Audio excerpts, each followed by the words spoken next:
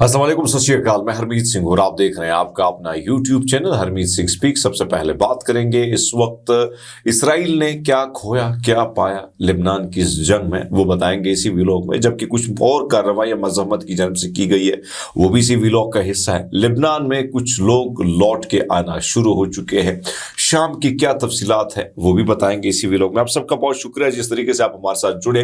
एक तरफ तो जो सीज फायर की बात हो रही है और सीज फायर के हवाले से जो हमने पहले भी आपको अर्ज किया था कि हिजबुल्लाह जो है उसने दोबारा हमले किए हैं। उसने कहा कि भाई साहब आपने जो मामला किया आपने तमाम तर चीज़ों की खिलाफ वर्जी की है। वैसा सिचुएशन में फिर मामला थोड़ा ठीक नहीं बल्कि ज़्यादा ख़राब है। लेकिन रॉयटर की जानिब से एक खबर आई जिसमें लिखा है कि आदाद व शुमार के मुताबिक 20,000 से ज़ायद लेबनानी जिन्होंने इराक में पनाह ली थी, वो लेबनान के जनूबी इलाकों में इसराइल और हिजबुल्लाह के दरमियान जारी जंग की वजह से इराक में बेघर होने वाले लेबनानी ख़ानदान हालिया तौर पर किए गए जंग बंदी मुआहदे के बाद अपने घरों की तरफ वापस आना शुरू हो गए हैं। दुश्मनी के खात्मे ने बहुत से अफराद को वापस जाने का मौका दिया, हालांकि वसी पैमाने पर तबाही भी फैल चुकी है। अब एक तरफ तो ये खबर आ रही है, लेकिन दूसरी ने जो मामलात हैं सीज फायर के, वो मैंने आपको पहले भी कहा है कि हिजबुल्लाह इस चीज़ को इसलिए नहीं मान रही है। और आपको पता है कि दुनिया की ताकत ये चाहती है कि किस न किस तरीके से, मैंने आपको कल भी खबर दी थी कि दुनिया की ताकत ये चाहती है कि किसी न किसी तरीके से हिजबुल्लाह के सारे मामले को ख़त्म करके उनका असर रसूख लेबनान से ख़त्म करके वहाँ पर एक मार्शल लॉ जो है वो नाफिज की जाए, और मार्शल लॉ नाफिज होने की सूरत में हिजबुल्लाह के इस रोल को ख़त्म किया जाए। ये कुछ ममालिक की ख्वाहिश बहुत पहले से आ रही है, उस पर बड़ी कोशिश भी की जा रही है, लेकिन अभी तक कोई कामयाबी जो है नहीं मिली। अमेरिका इसमें बहुत अहम रोल प्ले कर रहा है, इसराइल इसमें बड़ा अहम रोल प्ले कर रहा है, हत्ता कि सऊदी अरब और दीगर ममालिक भी इसमें बड़ा अहम रोल प्ले करते हैं कि हिजबुल्लाह को ख़त्म करके लेबनान में इमरजेंसी नाफिज की जाए। अब यह बात है कि वहाँ पे जाहिर बात है कि हिजबुल्लाह वाहिद ताकत है जिसकी वजह से लेबनान बचा हुआ है। इस वक्त इस्राएली मीडिया के मुताबिक खबर आई है कि जो जंग हुई उसमें क्या हुआ है। मेटोला में 60% से ज़्यादा इमारतों को हिजबुल्लाह के रॉकेटों ने निशाना बना, जिनको नुकसान हुआ, तबाह हुई। ये इलाका 1 साल और 2 माह तक शदीद बमबारी और एंटी टैंक्स मिसाइल हमलों का शिकार रहा है।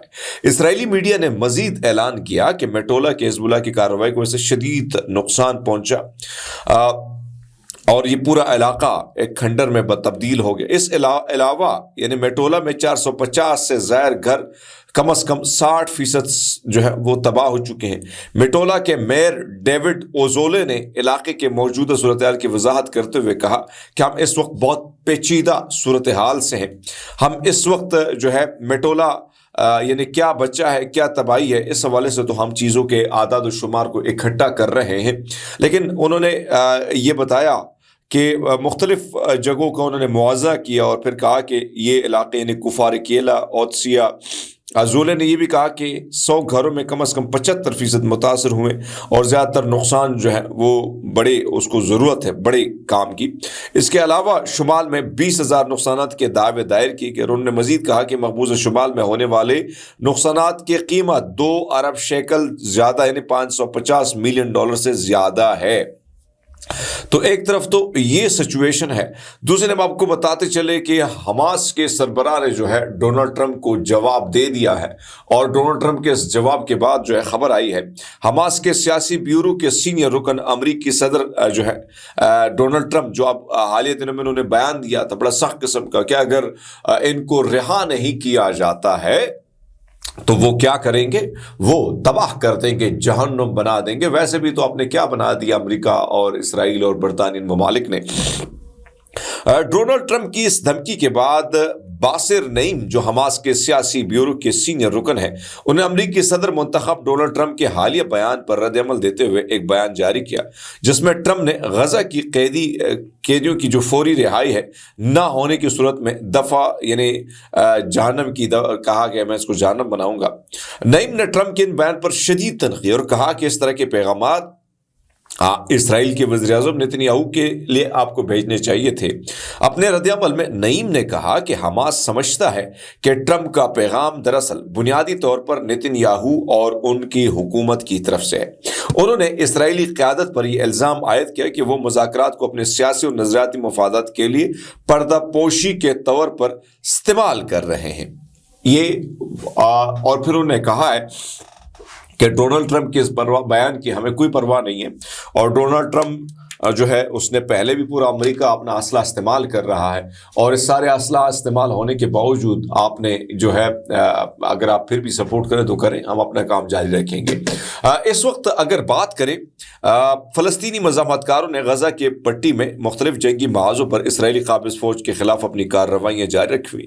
یہ کارروائیاں آپریشن سیلاب الاقصی یعنی طوفان الاقصی 425ویں دن یا 26ویں دن جو ہے جاری ہے۔ المیادین نے بتایا ہے کہ مزاحمت کار جنوبی غزہ کے رفح شہر کے مشرقی علاقے العینہ محلے میں قابض فوج کے ساتھ شدید جھڑپوں میں ملوث ہے۔ حماس کے فوجی تنظیم القسام بریگیڈ نے کہا کہ اس کے جنگجو نے شمالی غزہ کے جبالی مشرق میں زامور چوراہے کے قریب ایک اسرائیلی فوجی کو نشانہ بنا کر ہلاک کیا۔ اسی طرح القسام بریگیڈ نے تصدیق کی کہ ان کے جنگجوؤں نے نیریم اور تھرڈ آئی سیٹلمنٹس میں اسرائیلی فوجی پوزیشنوں کو 114 ملی میٹر راجم میزائلوں سے نشانہ بنایا ہے۔ ایک طرف تو یہ سچویشن ہے، دوسرا نے امریکہ جو ہے شام کے حوالے سے خبریں آ رہی ہیں۔ امریکہ نے کیا کیا ہے؟ امریکہ نے شام میں قریبی جو ہے وہ سمجھتا ہے کہ انہیں خطرہ ہے، ان کے فضائی جو اڈے ہیں انہوں نے کیا کیا ہے، انہوں نے مختلف حملے کیے ہیں۔ پینٹاگون نے تصدیق کی کہ امریکہ نے مشرقی شام میں اپنے ایک فوجی اڈے کے قریب راکٹ حملے کے بعد فوجی اثاثوں پر حملہ کیا۔ پینٹاگون کے ترجمان پیٹرک رائڈرز نے صحافیوں کو بتایا کہ امریکی فوج ایسے ہتھیاروں کے نظام پر حملہ کیا جن میں راکٹ لانچر ٹینک شامل تھے جو اس علاقے میں موجود ہیں۔ امریکی فوج کے لیے واضح اور قریبی خطرہ ہے، یعنی آپ اندازہ لگا سکتے ہیں اسرائیل امریکہ سب مل کر، اور پھر وہ لوگ جو بڑے لوگ سپورٹ کرتے ہیں ان لوگوں کو جو اس وقت امریکہ کے اہلکار بنے ہوئے ہیں، کیونکہ اس وقت سب سے بڑا سپورٹ شام جو اسلحہ جاتا ہے حزب اللہ کی طرف، اس کو روکنا ہے، کسی نہ کسی طریقے سے روکنا ہے، حزب اللہ کو پسپا کرنا ہے، نقصان دینا ہے۔ تو اس ساری سچویشن میں آپ دیکھیں کہ امریکہ اور دیگر ممالک وہ کس طریقے سے اب وہاں پہ حملے کر رہے ہیں۔ لیکن چونکہ اس وقت ایک اور خبر آئی اور میں چاہتا ہوں وہ خبر آپ کے سامنے رکھ لیتے ہیں کہ اس وقت جو یروشلم کی خبر ہے یہ کہ کیا عراق میں ایرانی حمایت یافتہ ملیشیا شام کی طرف مارچ کریں گی۔